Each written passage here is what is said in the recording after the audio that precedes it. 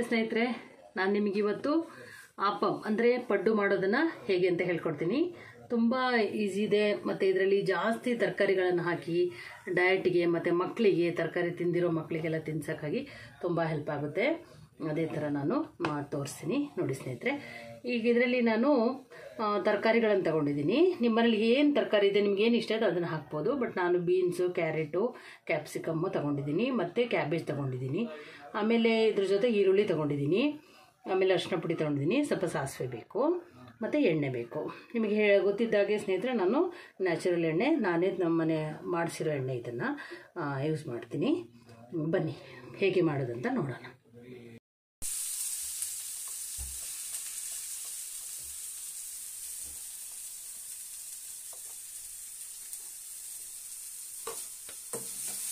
ಈರುಳ್ಳಿ ಹಾಕಿ ಚೆನ್ನಾಗಿ ಫ್ರೈ ಮಾಡಬೇಕು. ನಾನೆಲ್ಲ ನ್ಯಾಚುರಲ್ ಆಗೇ ಹಾಕ್ತೀನಿ. ನಾನು ಹೊರಗಡೆ ಏನೂ ತರೋದಿಲ್ಲ ಅನ್ನೋದು ನಿಮಗೆಲ್ಲ ಗೊತ್ತೇ ಇದೆ ಸ್ನೇಹಿತರೆ.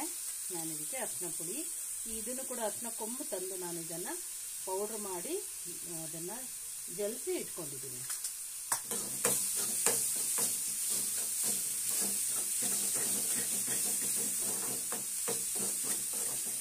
ಈ ಚಾಪರಲ್ಲಿ ನಾನು ಸಣ್ಣದಾಗಿ ಚಾಪ್ ಮಾಡ್ಕೊಂಡಿರೋದು, ಹಾಗಾಗಿ ಈ ಹಂತದಲ್ಲಿ ನಾನು ವೆಜಿಟೇಬಲ್ನ ಹಾಕ್ತೀನಿ. ಹೋಟೆಲಲ್ಲಿ ಎಲ್ಲ ಸಿಗುತ್ತೆ, ಅದರಲ್ಲಿ ಇದನ್ನು ವೆಜಿಟೇಬಲ್ಸ್ ಎಲ್ಲ ಇಷ್ಟೆಲ್ಲ ಹಾಕಿರಲ್ಲ. ಈರುಳ್ಳಿ ಮಾತ್ರ ಹಾಕಿರ್ತಾರೆ. ನಾನು ಇವತ್ತು ನಿಮಗೆ ಸ್ಪೆಷಲ್ ಆಗಿ ಎಲ್ಲ ತರಕಾರಿಗಳು ಹಾಕಿ ಮಾಡೋದನ್ನು ಹೇಳ್ಕೊಡ್ತೀನಿ ನೋಡಿ. ಈ ಥರ ಸ್ವಲ್ಪನೇ ಎಣ್ಣೆಯಲ್ಲಿ ಚೆನ್ನಾಗಿ ಇದು ಫ್ರೈ ಆಗಬೇಕು. ಇದು ಚೆನ್ನಾಗಿ ಫ್ರೈ ಆಗಲಿ ಸ್ನೇಹಿತರೆ.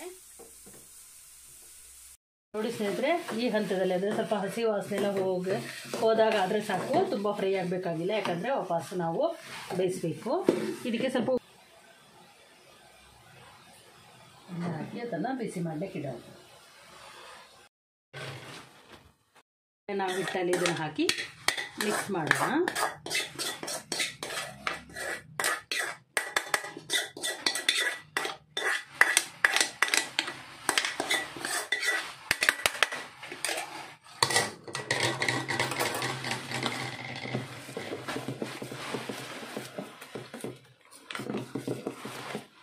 ನೋಡಿ, ಈ ಥರ ಮಿಕ್ಸ್ ಮಾಡಿ ತುಂಬ ಚೆನ್ನಾಗಿ ಮಿಕ್ಸ್ ಆಗುತ್ತೆ. ಹಾಗಾಗಿ ತಗೊಂಡು ಈ ಥರ ಇದನ್ನು ಫುಲ್ ಹಾಕಬೇಡಿ, ಸ್ವಲ್ಪ ಕಮ್ಮಿನೇ ಹಾಕಿ.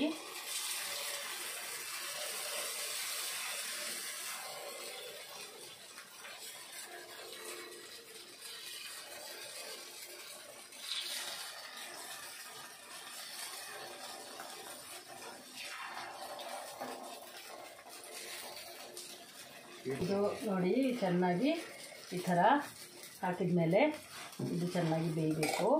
ಮತ್ತು ಇದನ್ನು ಈ ಥರ ಕ್ಲೋಸ್ ಮಾಡಿ ಬಿಟ್ಬಿಡಿ ಸ್ನೇಹಿತರೆ, ಚೆನ್ನಾಗಿ ಬೇಯಲಿ.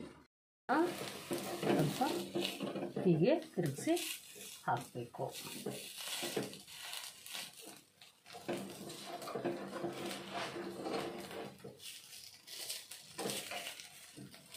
ಇದರಲ್ಲಿ ಕಡ್ಡಿ ಕೂಡ ಇದೆ, ನಿಮಗೆ ಇದಿಲ್ಲ ಅಂದರೆ ನೀವು ಹೀಗೆ ಸ್ಪೂನಲ್ಲಿ ಕೂಡ ತೆಗೆಸಿ ಹಾಕ್ಬೋದು ನೋಡಿ ಸ್ನೇಹಿತರೆ.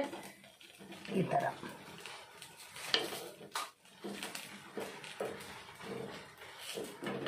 ಈ ಥರ ಇದು ಬೆಂದಿದೆ. ಇದನ್ನು